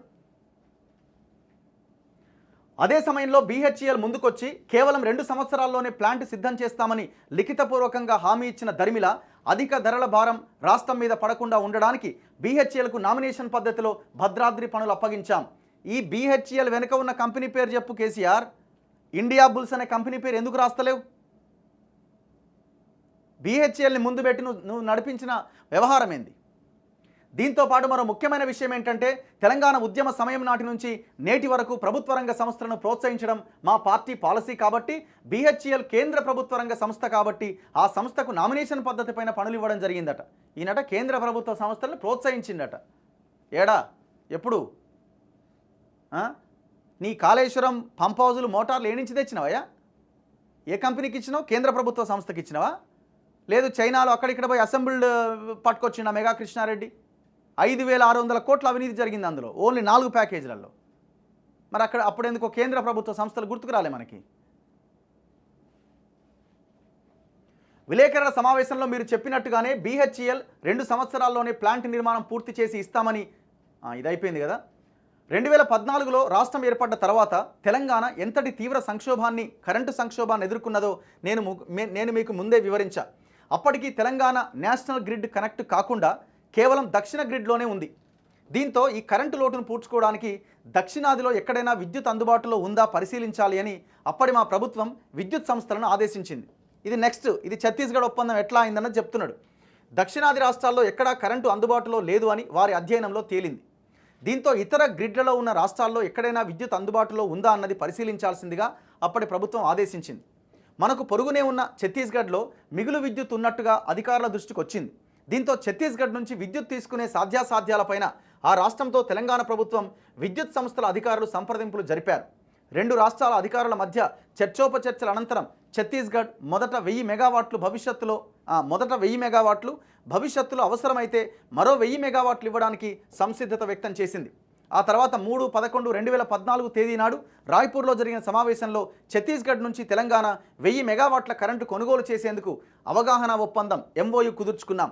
ఈ సమయంలోనే ఛత్తీస్గఢ్ ప్రభుత్వం మరో 1000 మెగావాట్లు సమకూర్చడానికి తాము సిద్ధంగా ఉన్నట్టు మరోసారి సుముఖత వ్యక్తం చేసింది. అయితే ఛత్తీస్గఢ్ నుంచి తెలంగాణకు విద్యుత్ సరఫరా చేసేందుకు ట్రాన్స్మిషన్ లైన్లు లేవు. అదే సమయంలో కేంద్ర ప్రభుత్వ సంస్థ అయిన power grid corporation of India limited మహారాష్ట్రలోని వార్దా నుంచి డిచ్పల్లి వరకు లైన్ నిర్మాణం ప్రారంభించింది. దాని ద్వారా ఛత్తీస్గఢ్ కరెంటు తెలంగాణకు తీసుకొచ్చే వీలుందని తెలుసుకున్న అప్పటి తెలంగాణ ప్రభుత్వం తెలంగాణ విద్యుత్ సంస్థల అధికారులు PGCILతో సంప్రదింపులు జరిపారు. ఎవరితో? Power grid corporation of India లిమిటెడ్తో. ఆ లైన్ నిర్మాణం సత్వరం పూర్తి కావడానికి భూసేకరణ మొదలైన అంశాల్లో సహాయ సహకారాలు అందజేశారు. అప్పటికే సమయంలో నిర్మిస్తున్న ఈ లైన్లో దక్షిణాది రాష్ట్రాలు పోటాపోటీగా కారిడార్ను బుక్ చేసుకున్నారు. లైన్ నిర్మాణం పూర్తి కాకపోయినా ఇతర రాష్ట్రాలు చేస్తున్నాయి కాబట్టి తప్పనిసరి పరిస్థితుల్లో తెలంగాణ కూడా కారిడార్ బుక్ చేసుకోవాల్సిన అవసరం ఏర్పడ్డది. ఛత్తీస్గఢ్ నుంచి తెలంగాణకు విద్యుత్తును తీసుకురావాలి అనంటే డెడికేటెడ్ కారిడార్ అత్యవసరం. తెలంగాణకు కారిడార్ అవసరం అనుకుంటే ముందే తమతో ఒప్పందం చేసుకోవాలి అని, LTA లేకుండా డెడికేటెడ్ లైన్ కేటాయించలేమని స్పష్టం చేస్తూ తెలంగాణకు ఒక లేఖ రాసిందట power grid corporation of India limited. ఏ రోజు? 8/6/2016 తేదీన. రిఫరెన్స్తో ఆ లేఖను కూడా నేను జతపరుస్తున్నా. ఎవరు? కేసీఆర్ అంటుండు. అయితే డెడికేటెడ్ లైన్ కోసం ఒప్పందం చేసుకోవాలంటే PGCIL విధించే షరతుల ప్రకారం మనం ఎవరి నుంచి విద్యుత్ కొనుగోలు చేస్తున్నామో వివరంగా పేర్కొని వారితో చేసుకున్న పవర్ పర్చేజ్ అగ్రిమెంట్ PPA ప్రతిని కూడా సమర్పించాలి. అంటే మనం విద్యుత్ కొనే సంస్థతో PPA చేసుకుంటే తప్ప PGCILతో LTA చేసుకోవడం సాధ్యం కాదని స్పష్టమవుతున్నది. PGCIL విధించే మరొక నిబంధన ఏంటంటే కారిడార్ బుక్ చేసుకోవడానికి ఫస్ట్ కమ్ ఫస్ట్ సర్వ్ అనే పద్ధతిని పాటిస్తుంది. దక్షిణాదిలోని ఇతర రాష్ట్రాలు కూడా ఇదే లైన్ మీదుగా వేగంగా LTAలు చేసుకోవడానికి ప్రయత్నాలు ప్రారంభించడం. ఒకసారి లైన్ నిర్మాణం పూర్తయితే ఆన్లైన్ విద్యుత్ కొనుగోలుదారులు ఒత్తిడి పెంచే అవకాశం ఉండడం వల్ల తెలంగాణ ప్రభుత్వం డెడికేటెడ్ కారిడార్ బుక్ చేసుకోక తప్పని పరిస్థితి ఏర్పడ్డది. ఆనాడు అత్యంత తీవ్ర కరెంటు సంక్షోభంలో చిక్కుకున్న తెలంగాణను దాని నుంచి బయటపడేయాలంటే ఛత్తీస్గఢ్ విద్యుత్ సంస్థలతో PPA చేసుకోవడం, ఆ PPAను సమర్పించి PGCIL వద్ద కారిడార్ బుక్ చేసుకోవడం తప్ప తెలంగాణ ప్రభుత్వానికి విద్యుత్ సంస్థలకు మరో మార్గం లేకుండా పోయిందట. PPA కుదుర్చుకునే సందర్భంలో తాము మార్వా విద్యుత్ కేంద్రం నుంచి కరెంట్ ఇస్తామని ఛత్తీస్గఢ్ ప్రభుత్వం చెప్పడం, దాని నిర్మాణం కూడా ముగింపు దశలో ఉండడం, ఇంచుమించు అదే సమయానికి PGCIL లైన్ కూడా పూర్తయ్యే అవకాశం ఉండడంతో మార్వా విద్యుత్ కొనుగోలుకు PPA చేసుకోవడం జరిగింది. 11/6/2024 నాడు మీరు విలేకరుల సమావేశంలో మాట్లాడుతూ పైన నేను పేర్కొన్న అంశాలేవి ప్రస్తావించకుండా పరిగణలోకి తీసుకోకుండా మార్వా నుంచి విద్యుత్ కొనుగోలు వ్యవహారాన్ని తప్పుబట్టే విధంగా మార్వా పవర్ ప్లాంట్ ఎగ్జిస్టెన్స్లో లేదన్నట్టుగా వ్యాఖ్యలు చేశారు. తెలంగాణ రాష్ట్రం ఛత్తీస్గఢ్తో చేసుకున్న MOUలోనే అప్కమింగ్ మార్వా ప్రాజెక్ట్ అని స్పష్టంగా ఉన్నది. విద్యుత్ కొనుగోలు ఒప్పందాలు అన్ని ప్లాంట్ల నిర్మాణం ప్రారంభించడానికి ముందే జరుగుతాయన్న వాస్తవాన్ని విస్మరించి మీరు మాట్లాడడం అత్యంత దురదృష్టకరం. ఛత్తీస్గఢ్ ప్రభుత్వం ఇచ్చిన హామీ, ఆ రాష్ట్ర విద్యుత్ సంస్థలతో కుదిరిన PPA ఆధారంగా PGCILతో 2000 మెగావాట్ల కారిడార్ను బుక్ చేసుకున్నాం. ఛత్తీస్గఢ్ నుంచి విద్యుత్ సరఫరా ప్రారంభమైన తర్వాత 1000 మెగావాట్ల కారిడార్ను ఉపయోగించుకోవడం జరిగింది. మిగతా 1000 మెగావాట్లకు సంబంధించి ఛత్తీస్గఢ్ నుంచి ఆశించిన మేరకు కరెంటు సరఫరా కాకపోవడంతో రెండో 1000 మెగావాట్ల కారిడార్ రద్దు చేసుకోవడం జరిగింది. ఈ క్యాన్సిలేషన్ వల్ల తెలంగాణ రాష్ట్ర విద్యుత్ సంస్థలకు ఎలాంటి నష్టము వాటిల్లలేదు. కేసీఆర్ ఇది కాదయా, నీ అంత ఈ సోది అంత ఎవరు నీకు చెప్పమనట్లే. నిన్ను అడుగుతున్నది ఒకటే, నువ్వు చేసుకున్న పవర్ పర్చేజ్ అగ్రిమెంట్లో నువ్వు పెట్టుకున్న వాళ్ళు పెట్టిన నిబంధనలు నువ్వు ఓకే చేసినవా లేదా చేసినావు? వాళ్ళు ఏమన్నారు? ఒకవేళ పవర్ని మనం తీసుకోకపోయినా ఆ స్థిర ఛార్జీలు అనేవి కొన్ని ఉంటాయి, అవి మనం కడుతూ పోవాల్సిందే. ఈయన చేసుకొని వచ్చిన అగ్రిమెంట్ అది. ఈయన ఏమంటుండు లాస్ట్కి అంటే, ఈయన లాస్ట్కి ఏమంటుంటే గీడైనా ఉంటుందా? ఈయన లాస్ట్కి ఏమంటాడంటే, ఛత్తీస్గఢ్తో తెలంగాణ PPA చేసుకున్న 2014 సంవత్సరంలోనే తమిళనాడు టెండర్ పద్ధతిలో విద్యుత్ కొనుగోలు ఒప్పందం చేసుకున్నది. దాని యూనిట్ రేటు ₹4.94. అదే సంవత్సరం కర్ణాటక కూడా టెండర్ పద్ధతిలో PPA చేసుకున్నది. దాని యూనిట్ రేటు ₹4.33. NTPC సింహాద్రి నుంచి ఉమ్మడి రాష్ట్రంలో నామినేషన్ పద్ధతిలో విద్యుత్ కొనుగోలు ఒప్పందం జరిగింది. అయితే మనం ఛత్తీస్గఢ్తో నామినేషన్ పద్ధతిలో చేసుకున్న ఒప్పందం ప్రకారం ₹3.90కే యూనిట్ కరెంటు కొంటే అది ఎక్కువ కాస్ట్ ఎట్లా అవుతుంది? అలాంటప్పుడు తెలంగాణ హెవీ కాస్ట్ పే చేయాల్సి వచ్చిందని మీరు ఎలా వ్యాఖ్యానిస్తారు? ఈ దృష్ట్యా కూడా మీరు వ్యవహారం పైన విచారణ జరిపే అర్హత కోల్పోయారు. అందువల్ల స్వచ్ఛందంగా విరమించుకోవాలని విజ్ఞప్తి చేస్తున్నా. సిగ్గు లేకుండా ₹3.90 అని చెప్తున్నాడు. మీరు ఇంతవరకు కట్టిన డబ్బులు వచ్చిన పవర్ లెక్కేస్తే ₹10 దాటుతున్నది యూనిట్కి. ఇప్పుడు ఒక హోటల్కి పోతామండి, ప్లేట్ భోజనం ₹100 అని పెడతాడు. ఆనియన్ ఎక్కువ రేటు ఉందనుకోండి, ఆనియన్ సపరేట్ అంటాడు. Onion separate ₹20 చెల్లించాలంటాడు. రైతా సపరేట్ అంటాడు. ఇంకోటి సపరేట్. అన్నీ కలిపితే ఎంత అవుతాయండి? అన్ని మిగతా అన్నీ ఏమన్నా గాలికి వస్తాయా? పైసలు ఏమన్నా? మీకు మొత్తం ఛార్జీలు అంత వేస్తే ₹10 దాటింది నేను కట్టిన అమౌంట్. ఇక్కడ ₹3.90 నువ్వు ముక్కు నెలకు రాస్తావా? ఇప్పుడు ₹3.90 కనుక నువ్వు చెల్లిస్తే గవర్నమెంట్ నుంచి ఛత్తీస్గఢ్ ప్రభుత్వానికి ముక్కు నెలకు రాస్తావా? రెడీగా ఉండు, సిద్ధంగా ఉండు. నువ్వు తప్పు చేసి మళ్ళీ ఆయనని నువ్వు విచారణ అర్హతను కోల్పోయినావని అంటున్నాడు. అంటే వాళ్ళు ఏ ఎవిడెన్స్ లేకుండానే ఒక జడ్జి అలాంటి కామెంట్స్ చేసి ఉంటాడా? ఈ బుక్ ఎందుకు వచ్చింది? తెలంగాణ విద్యుత్ రంగంలో ఏం జరుగుతున్నదని 2 ఏళ్ల పరిణామాలపైన విశ్లేషణని రఘు గారు రాసిన బుక్ ఎందుకు వచ్చింది? ఈ పుస్తకం రాసినందుకు ఆయన ఛత్తీస్గఢ్ ఒప్పందాన్ని వ్యతిరేకిస్తూ ఈఆర్సీకి వెళ్ళి బహిరంగ విచారణలో పాల్గొని ఇది చాలా దారుణం, దాదాపు 12 సంవత్సరాల కాలంలో 12,000 కోట్ల డబ్బులు ప్రజల మీద భారం పడే అవకాశం ఉందని వాదించినందుకు ఈఆర్సీకి పోయి ఆయనకు నోటీస్ ఇచ్చి ఆయన వరంగల్కి ట్రాన్స్ఫర్ చేసినావు. సిగ్గులేదు, చేసింది నువ్వు కాదు. ఈ బుక్ ఎందుకు రాసిండు ఆయన ఎందుకు ట్రాన్స్ఫర్ చేసినావు? ఆయనకి 2 రివర్షన్లు ఇచ్చిండు. ఆయనకి 2 ప్రమోషన్లు వచ్చి ఎక్కడో ఉండాల్సిన ఆయన్ని 2 రివర్షన్లు ఇచ్చిన అయినా కూడా ఆయన ఎక్కడా కూడా నువ్వు ఆయన డైరెక్టర్ ఇస్తా అన్న ఇంకోటి ఇస్తా అన్న కూడా ఆయన ఎక్కడ లాలూచి పడలే, నీ మీద కొట్లాడుతూనే ఉన్నాడు. ఇందులో చాలా క్లియర్గా వాళ్ళు రాసినారు కదా ఈ బుక్లో. యాదాద్రి థర్మల్ ఉంది, అన్నీ ఉన్నాయి ఇందులో. నువ్వు మొత్తం చేసిన వ్యవహారాలు మొత్తం ఈ బుక్లో వాళ్ళు చాలా క్లియర్గా నీట్గా పూసగుచ్చినట్టు రాసిరు. ఛత్తీస్గఢ్ రాష్ట్రంతో విద్యుత్ కొనుగోలు ఒప్పందం, పీపీఏ సమస్యలు.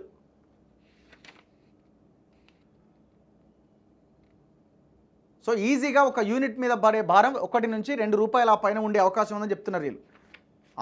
ఆనాడే ఇదంతా చాలా క్లియర్గా చెప్పారు. ఇగో మీరు ఏదైతే మీ ఒప్పందం ఉందో, పీపీఏ ఒప్పందం ఉందో, ఈ నిబంధనలో సెక్షన్ 6.5.3లో చాలా క్లియర్గా joint responsibility of the procurers and the suppliers మీరు ఏ కండిషన్స్ పెట్టుకున్నారన్నది రాసిరు. మీరు కరెంటుని తీసుకోకపోయినా అక్కడ స్థిర ఛార్జీలు మొత్తం పే చేయాల్సిన సిచ్యువేషన్ వస్తుంది. ఇగో ఇక్కడ చూడండి ఒకసారి. ఉదాహరణకు వార్దా నుంచి డిచ్పల్లి వరకు లైన్ మొదటి దశ పనులు 2017 మొదటి అర్ధ భాగంలో పూర్తి కావచ్చు. కానీ ఈ లైన్ సామర్థ్యం 1000 మెగావాట్ల కన్నా తక్కువ. అంటే ఛత్తీస్గఢ్ రాష్ట్రం పూర్తి 1000 మెగావాట్ల విద్యుత్తుని ఇవ్వడానికి సిద్ధంగా ఉన్నప్పటికీ కారిడార్ సమస్యతో 1000 మెగావాట్ల కన్నా తక్కువ విద్యుత్తును తీసుకోవాల్సిన పరిస్థితి వస్తుంది. ఒకవేళ నువ్వు తక్కువ విద్యుత్తును తీసుకున్నా ఆ 1000 మెగావాట్లకు సంబంధించిన ఛార్జెస్ నువ్వు పే చేయాల్సిందే. ఇది ఈయన చేసుకున్న ఒప్పందం ఈ పీపీఏ. నువ్వు పీపీఏ గురించి మాట్లాడకుండా, నువ్వు చేసుకున్న పవర్ పర్చేజ్ అగ్రిమెంట్ గురించి మాట్లాడకుండా గతంలో ఆ పరిస్థితి ఉండే, ఇప్పుడు ఈ సిచ్యువేషన్ వచ్చింది, అత్యవసర పరిస్థితి, అసాధారణమైన పరిస్థితి, అసాధారణ పరిస్థితుల్లో అసాధారణ నిర్ణయాలు తీసుకుంటాం. ఈ సోదంతా ఏంది? ఫస్ట్ దీనికి ఆన్సర్ చెప్పాలా. అండ్ దాంతోపాటు ఇంకొక పాయింట్ ఈయన చెప్తున్నాడు ఏంటంటే, ఇది ఒక్కసారి చూడండి. తెలంగాణలో ఉన్న అత్యవసర పరిస్థితులను దృష్టిలో పెట్టుకొని ఆ సందర్భంలో రాష్ట్ర ప్రజలు పడుతున్న అవస్థలను పరిగణలోకి తీసుకొని అప్పటి ప్రభుత్వం చేపట్టిన చర్యలు అభినందించాల్సింది పోయి మీరు విమర్శలు చేయడాన్ని నేను దురదృష్టకరంగా భావిస్తున్నా కేసీఆర్ అంటుండు. ఆయన రాసిన లెటర్ ఇది. అప్పుడు తెలంగాణ తీవ్ర విద్యుత్ సంక్షోభంలో ఉండడం, తెలంగాణకు ఒక వనరుగా ఉన్న సీలేరు విద్యుత్ కేంద్రాన్ని ఆంధ్రప్రదేశ్ గుంజుకుపోవడం, ఆంధ్రప్రదేశ్ నుంచి మన వాటాగా రావాల్సిన విద్యుత్ రాకపోవడం, ప్రైవేటు విద్యుత్ కేంద్రాల నుంచి తెలంగాణ వాటా తెలంగాణకు దక్కకుండా ఆంధ్రప్రదేశ్ ప్రభుత్వం పీపీఏలు రద్దు చేయడం, మరోవైపు కొనుక్కునేందుకు దక్షిణాది రాష్ట్రాల్లో ఎక్కడా కరెంటు లభ్యత లేకపోవడం, వీటన్నింటినీ పరిగణలోకి తీసుకొని ఛత్తీస్గఢ్ విద్యుత్ కొనుగోలు ఒప్పందం చేసుకున్నామని చెప్తున్నాడు. సీలేరు విద్యుత్ కేంద్రాన్ని ఆంధ్రప్రదేశ్ గుంజుకపోయింది అంటుండు. ఈ సీలేరు పవర్ ప్లాంట్ ఎక్కడ ఉంటుందంటే వైజాగ్ బార్డర్లో ఉంటుంది, ఖమ్మం వైజాగ్ బార్డర్లో ఉంటుంది, వైజాగ్లో ఉంటుంది అనుకోండి. అయితే ఇక్కడ పాయింట్ ఏంటంటే ఈ పోలవరంతో ఈ సీలేరు పవర్ ప్లాంట్ అది మునిగిపోయే ప్లేస్లో ఉందన్నమాట. అప్పుడు దాన్ని ఏం చేసినారంటే 7 మండలాలని, ఖమ్మం జిల్లాలో ఉన్నటువంటి 7 మండలాలని ఆంధ్రప్రదేశ్లో కలిపిరు కదా పోలవరం కోసం. బీజేపీ మొదట్లో రాగానే కేసీఆర్, చంద్రబాబు నాయుడు వీళ్ళందరూ కలిసి, కేసీఆర్ కూడా ఉన్నారు, డౌట్ ఏం లేదు. ఈ 7 మండలాలను కలిపినప్పుడు ఆ సీలేరు కూడా వాళ్ళకి ఇచ్చేసారు.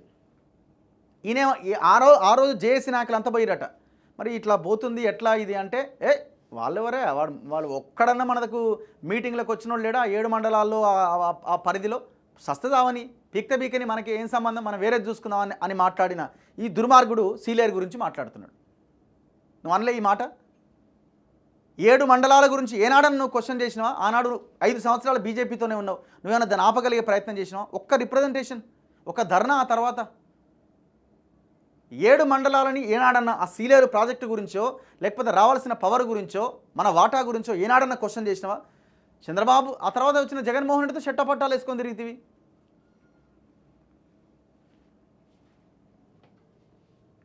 సో ఇట్లా ఈ దీని గురించి మాట్లాడుతున్నాడు. దాని తర్వాత యాదాద్రి గురించి మాట్లాడుతున్నాడు. యాదాద్రి అల్ట్రా మెగా పవర్ ప్లాంట్లోని దామరచెర్లలోనే ఎందుకు పెట్టాల్సి వచ్చింది అన్నది మీ విచారణ అంశాల్లో ఉన్న ఒకటి. యాదాద్రి పవర్ ప్లాంట్ ఎక్కడి? దామరచెర్ల దగ్గర పెట్టిండు. ఒక విద్యుత్ కేంద్రాన్ని ఎక్కడ స్థాపించాలి అన్నది రాష్ట్ర ప్రభుత్వ విచక్షణకు సంబంధించిన విషయం. దేంతో కొట్టాలిగా నిన్ను? దేంతో కొట్టాలి? రాష్ట్ర ప్రభుత్వం కాదు నిర్ణయించేది, నిపుణులు ఎక్స్పర్ట్స్ నిర్ణయించాలి ఎక్కడ పెట్టాలి అన్నది. ఈ తురుంఖాన్ ఏం చేసిండంటే, ఇది నేను చెప్తున్న మాట కాదు, నేషనల్ గ్రీన్ ట్రిబ్యునల్లో ఈ ప్లాంట్కి సంబంధించిన పర్యావరణ అనుమతుల విషయంలో విచారణకు వచ్చినప్పుడు జడ్జి అడిగిండట, అసలు గీడెందుకు పెట్టిరా, మరి ఈడ జంతువులు, పక్షులు, వృక్ష జాతులు ఇవన్నీ కూడా అంతరించిపోయే ప్రమాదం ఉంది కదా అంటే, మా కేసీఆర్ ఏరోప్లేన్లో వచ్చిండు ముఖ్యమంత్రి, ఈడ పెట్టురు అన్నాడు, ఏరియల్ సర్వే చేసి ఆనే పెట్టినాం, మేము కూడా మార్చడానికి అవకాశం లేకుండా పోయిందని అఫిడవిట్లో చెప్పిరండి అధికారులు. రాష్ట్ర ప్రభుత్వ విచక్షణకు సంబంధించిన విషయం అంటే కేసీఆర్ జాగీర్ అనుకుని ఆడ పెట్టిండి తీసుకుపోయి. ఎంత దుర్మార్గం! ఎవరు డిసైడ్ చేయాలా ప్లేస్ని? ఎక్స్పర్ట్స్ డిసైడ్ చేయాలా? చూడండి, ఇంకా చాలా అంశాలు ఉన్నాయి. అనేక విషయాలను పరిగణలోకి తీసుకున్న తర్వాత ప్రభుత్వం ఇలాంటి విషయాల్లో స్థలాన్ని ఎంపిక చేస్తుంది. తెలంగాణలో ప్రధాన విద్యుత్ కేంద్రాలన్నీ గోదావరి నది ఒడ్డునే ఉన్నాయి. కేసీఆర్ ఏమంటుండు వినండి, తెలంగాణలో ప్రధాన విద్యుత్ కేంద్రాలన్నీ గోదావరి నది ఒడ్డునే ఉన్నాయి. కొత్తగూడెంలోని కేటీపీఎస్ కానీ, జైపూర్లోని సింగరేణి ప్లాంట్ కానీ, రామగుండం ఎన్టీపీసీ కానీ, విభజన చట్టం మేరకు కేంద్రం పెడుతున్న మరో భారీ ఎన్టీపీసీ ప్లాంట్ కానీ, భూపాలపల్లిలోని కాకతీయ ప్లాంట్ కానీ, తెలంగాణ ప్రభుత్వం నిర్మించిన భద్రాద్రి ప్లాంట్ కానీ అన్నీ గోదావరి నదీ తీరంలోనే ఉన్నాయి. తెలంగాణ దక్షిణ ప్రాంతంలో ఉన్న మహబూబ్ నగర్, రంగారెడ్డి, నల్గొండ జిల్లాల్లో ఒక్క భారీ విద్యుత్ కేంద్రం కూడా లేదు. విద్యుత్ కేంద్ర నిర్మాణం అంటే అది కేవలం విద్యుత్ ఉత్పత్తికి సంబంధించిన వ్యవహారం మాత్రమే కాదు. ప్లాంట్ నిర్మాణం వల్ల ఆ ప్రాంతంలో ఎకనామిక్ యాక్టివిటీ ఎంతో పెరుగుతుంది, ఆర్థికంగా ఆ ప్రాంతం ఎంతో అభివృద్ధి చెందుతుంది. ఎన్టీపీసీ ప్లాంట్ కారణంగా రామగుండం ఎట్లా అభివృద్ధి చెందిందో మనందరం మన కళ్ళతో చూస్తున్నాం. రాష్ట్రంలోని వివిధ ప్రాంతాల మధ్య మౌలిక సదుపాయాల కల్పనలో ప్రాంతీయ సమతుల్యతను సాధించడం అనేది ప్రభుత్వాల ప్రాథమిక కర్తవ్యం. ఈ డ్రామా ఇదంతా, దాన్ని ఇంకొకటి పూస్తున్నాడు, దానికి ఫ్లేవర్ పూస్తున్నాడు. దక్షిణ తెలంగాణ అభివృద్ధి అనే ఫ్లేవర్ పూస్తున్నాడు. చేసిందేమో దొంగ పనికి. నేను చెప్తా ఏంటన్నది. వీటన్నింటినీ పరిగణలోకి తీసుకున్నప్పుడు ప్రభుత్వం వెనకబడ్డ నల్గొండ జిల్లాలోని దామరచెర్లను ఉద్దేశపూర్వకంగానే యాదాద్రి థర్మల్ పవర్ ప్లాంట్ నిర్మాణానికి ఎంపిక చేసింది. దామరచెర్లలో విశాలమైన స్థలం అందుబాటులో ఉన్నది. ప్రస్తుతం నిర్మించిన 4000 మెగావాట్ల ప్లాంట్తో పాటు భవిష్యత్తులో దాని విస్తరణకు కూడా అక్కడ అవకాశం ఉన్నది. సోలార్ పవర్ ప్లాంట్ పెట్టుకోవడానికి కూడా దామరచెర్లలో వెసులుబాటు ఉన్నది. దామరచెర్లను ఎంపిక చేయడానికి మరికొన్ని వ్యూహాత్మక కారణాలు ఉన్నాయి. నేటి ఆధునిక జీవితంలో కరెంట్ అన్నది అత్యవసరం. ఒక ప్రాంతంలో తీవ్రవాద సమస్య కానీ, ప్రకృతి విపత్తు కానీ తలెత్తి ఇబ్బంది ఏర్పడితే దాని తీవ్రతను మినిమైజ్ చేసేలా మరో ప్రాంతంలో మౌలిక సౌకర్యాలు కల్పించడం అనేది ఏ ప్రభుత్వమైనా ముందు చూపుతో చేసే పని. తెలంగాణలోని భారీ విద్యుత్ కేంద్రాలన్నీ గోదావరి తీరంలోనే ఉన్నందున తెలంగాణ దక్షిణ ప్రాంతానికి అనువుగా యాదాద్రి ప్లాంట్ నిర్మాణానికి దామరచెర్లను ఎంపిక చేశాం. సప్పో చేసి థర్మల్ పవర్ ప్లాంట్ మనం నిర్మించుకోగలం, కానీ దానికి బొగ్గును కేటాయించాల్సింది మాత్రం కేంద్రమే. సింగరేణి బొగ్గు గనులు తెలంగాణలోనే ఉన్న ఆ బొగ్గును కేటాయించేది మాత్రం కేంద్ర ప్రభుత్వమే. థర్మల్ కేంద్రాలకు బొగ్గే ప్రధాన ఇంధనం. ఒకవేళ ఏదేని కారణం వల్ల దేశంలో బొగ్గు కొరత ఏర్పడ్డా కేంద్రం కేటాయించకపోయినా ఆ కారణంగా రాష్ట్రంలో విద్యుత్ సంక్షోభం తలెత్తే ప్రమాదం ఉన్నది. బొగ్గు గనుల కేటాయింపులో కేంద్రం వివక్ష చూపుతున్న సందర్భాలను మనం ఇటీవల గమనిస్తూనే ఉన్నాం. వీటన్నింటి దృష్ట్యా వ్యూహాత్మకంగా దామరచెర్లను ఎంపిక చేశాం. నువ్వు వ్యూహాత్మకం ఏముందనలా, దానికి దీనికి ఏమైనా సంబంధం ఉందా? నువ్వు రాసిన దానికి దామరచెర్లకు సమీపంలో కృష్ణపట్నం బందరు రేవులున్నాయి. అత్యవసర పరిస్థితుల్లో ఈ పోర్టుల నుంచి బొగ్గును దిగుమతి చేసుకునే అవకాశం ఉన్నది. అదీ కాకుండా దామరచెర్ల అటు నేషనల్ హైవేకు, ఇటు రైల్వే లైన్కు సమీపంలోనే ఉన్నది. అందువల్ల రవాణాకు సంబంధించిన సమస్యలు ఉండవు. కృష్ణానది తీరంలో ఉన్న దామరచెర్లకు అటు నాగార్జున సాగర్ నుంచి, ఇటు టెయిల్ ప్యాండ్ నుంచి కావలసినన్ని నీళ్లు ఎప్పటికీ అందుబాటులో ఉంటాయి. థర్మల్ పవర్ ప్లాంట్ల నుంచి భారీగా ఫ్లై యాష్ వెలువడుతుంది. దామరచెర్లలో నిర్మించేది 4000 మెగావాట్ల భారీ థర్మల్ ప్లాంట్ కనుక దీని నుంచి పెద్ద మొత్తంలో ఫ్లై యాష్ వెలువడుతుంది. దాన్ని ఎక్కడా పెట్టుకోలేం, పారేయలేం. ప్లాంట్ నుంచి ఇది వెంటనే బయటకు వెళ్ళిపోవాల్సి ఉంటుంది. ఫ్లై యాష్ను వాడుకునేది ప్రధానంగా సిమెంట్ పరిశ్రమలు. ఇది దామరచర్ల సమీపంలోనే ఎక్కువగా ఉన్నాయి. ప్లాంట్ నుంచి వచ్చే ఫ్లై యాష్ను వాడుకుంటామని అవి ప్రభుత్వానికి లిఖితపూర్వకంగా హామీ ఇచ్చాయి. ఈ అంశాలను పరిగణలోకి తీసుకొని ఆ స్థలాన్ని ఎంపిక చేసినామంటుండు. దామరచర్ల ప్లాంట్ నిర్మాణం ప్రారంభించిన నాడు దేశంలో లభించే బొగ్గుతోనే దాన్ని నడపాలని అనుకున్నాం. భవిష్యత్తులో ఒకవేళ దేశంలో బొగ్గు దొరక్కపోయినా, కొరత ఏర్పడినా దిగుమతి చేసుకునే విదేశీ బొగ్గుతో నడపొచ్చని భావించాం. కానీ తదనంతర ప్రయత్నాల వల్ల మన దేశంలో లభించే బొగ్గుని కేంద్ర ప్రభుత్వం కేటాయించడం మనందరం హర్షించదగ్గ విషయం. ఆయన ఇంకొకటి చెప్తుండు, డిస్టెన్స్ గురించి మాట్లాడుతుండు. మీ పరిశీలనార్థం ఉన్న విషయాల్లో కోల్ లింకేజీతో పాటు బొగ్గు రవాణా ఖర్చు కూడా ఉన్నది. బొగ్గు రవాణా ఖర్చే ప్రాతిపదిక అనుకుంటే రాయలసీమ ప్రాంతంలోని ముద్దనూరు పవర్ ప్లాంట్ని బొగ్గు గనులకు 580 కిలోమీటర్ల దూరంలో ఎందుకు నిర్మించారు? సింగరేణి గనులకు సుదూరంగాను మరియు తాల్చేరు బొగ్గు గనులకు 800 కిలోమీటర్ల దూరంలో ఉన్న విజయవాడలో థర్మల్ ప్లాంట్ని ఎందుకు పెట్టారు? ఇట్లా ఈయన ఏమంటుండంటే, మీరు డిస్టెన్స్ మనం కూడా మాట్లాడుతున్నాం. 270 కిలోమీటర్లు ప్రయాణం చేయాలి యాదాద్రి థర్మల్ పవర్ ప్లాంట్కి బొగ్గు తరలించాలంటే. ఇక్కడ బేసిక్ పాయింట్ ఏంటంటే, కేసీఆర్ దమ్ముంటే చెప్పానండి, నీకు దమ్ముంటే చెప్పాలి. కేసీఆర్ గతంలో తెలంగాణ మూమెంట్లో శ్రీకృష్ణ కమిటీ వేసినప్పుడు ఇదే శ్రీకృష్ణ కమిటీకి కేసీఆర్ రాసిచ్చిన లెటర్లో ఉన్నది ఏంటంటే, బొగ్గు థర్మల్ విద్యుత్ కేంద్రాలు ఏవైతే ఉన్నాయో వాటికి బొగ్గు అవసరం ఉంటుంది. ఆ థర్మల్ విద్యుత్ కేంద్రాలు బొగ్గు ఉత్పత్తి చేసే ప్రాంతానికి దగ్గరగా ఉండాలి. ఎక్కడెక్కడనో తీసుకుపోయి ఎట్లా పెడతారండి? తెలంగాణలో సింగరేణి దగ్గర కదా మీరు పెట్టాల్సింది అని మాట్లాడిన కేసీఆర్ ఇవాళ ఏమంటుండు? అది అసలు ప్రాతిపదికే కాదంటుండు. డిస్టెన్స్ 270 కిలోమీటర్లు ప్రయాణం చేసి పవర్ తయారు చేయాలంటే, బొగ్గును తీసుకొచ్చి పవర్ తయారు చేయాలంటే యూనిట్ కాస్ట్ 10 రూపాయలు ఆ పైన అవుతుంది, 8 రూపాయలు మినిమం అవుతుంది. మరి ఇట్లాంటి పవర్ని తెచ్చి ఏం చేస్తావు? అంత ఖర్చు పెట్టి బయట మార్కెట్లో అంతకంటే తక్కువకు దొరుకుతున్నది కదా. నువ్వేం చెప్పినావు శ్రీకృష్ణ కమిటీ రిపోర్ట్లో? నువ్వు ఇలా డిస్టెన్స్ గురించి మాట్లాడుతున్నావు. ఇది అక్కడ పెట్టలేదా? సింగరేణికి అంత దూరంలో ఉంది కదా, బొగ్గు ఉత్పత్తికి 580 కిలోమీటర్ల దూరంలో ఉంది కదా అని మాట్లాడుతున్నావు. నువ్వు తెలంగాణ ఉద్యమంలో చెప్పింది ఏంది?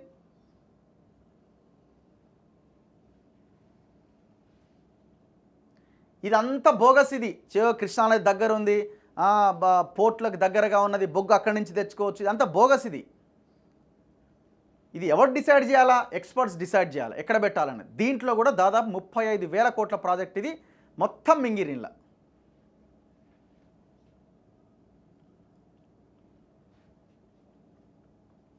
ఇంకా ఇట్లా ఈయన మొత్తం ఇదే కనబడుతున్నది. మొత్తం ఇదంతా రాసిండిగా. ఇక మళ్ళీ ఈడ కూడా అందువల్ల విచారణ కమిషన్ చైర్మన్ బాధ్యతల్లో మీరు ఉండడం ఎంత మాత్రం సమంజసం కాదు. స్వచ్ఛందంగా విరమించుకోవాలని విజ్ఞప్తి చేస్తున్నా. ఎవడన్నా విచారణకు హాజరై నేనే తప్పు చేయలేదని చెప్పాలా. ఎంక్వైరీ కమిషన్ ముందు వాస్తవాలు ఇట్లా తీసుకుపోయి ఇట్లా వేయాలా.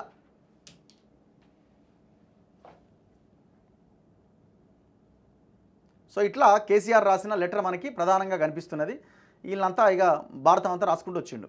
ధన్యవాదాలతో కల్వకుంట్ల చంద్రశేఖరరావు. లాస్ట్కి ఏమంటాడు? మీ విచారణలో నిష్పాక్షికత ఎంత మాత్రం కనిపించట్లేదు. అందువల్ల ఇప్పుడు నేను మీ ముందు హాజరై ఏం చెప్పినా ప్రయోజనం ఉండదని స్పష్టమవుతున్నది. రేపు కోర్టు పిలుస్తుందండి, రేపు ఏదైనా కోర్టు పిలుస్తుంది, నేను రానండి అని లెటర్ రాసి మీరు విచారణ నుంచి తప్పుకోవాలి అంటే కోర్టు ఊకుంటుందా? పోలీసుల చేత గల్లావాటి గుంజుకొచ్చి బోన్లో నిలబెడుతుంది. ఇప్పుడు కూడా అదే పని చేయాలి. నువ్వు శాసనసభకు అటెండ్ అయ్యి చర్చలు జరపవు, అపోజిషన్ లీడర్గా ఉండి మరి ఎందుకు మరి రిజైన్ చేయి? పైన పేర్కొన్న అన్ని అంశాలు పరిగణలోకి తీసుకొని మీరు ఎంక్వైరీ కమిషన్ బాధ్యతల నుంచి స్వచ్ఛందంగా వైదొలగాల్సిందిగా నేను వినయపూర్వకంగా విజ్ఞప్తి చేస్తున్నా. ధన్యవాదాలతో కల్వకుంట్ల చంద్రశేఖరరావు, మాజీ ముఖ్యమంత్రి.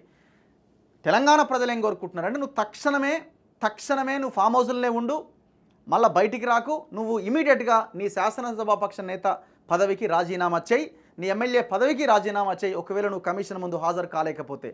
ఇట్లు ధన్యవాదాలతో తెలంగాణ ప్రజలు. చూస్తూనే ఉండండి మన తొలి వెలుగు.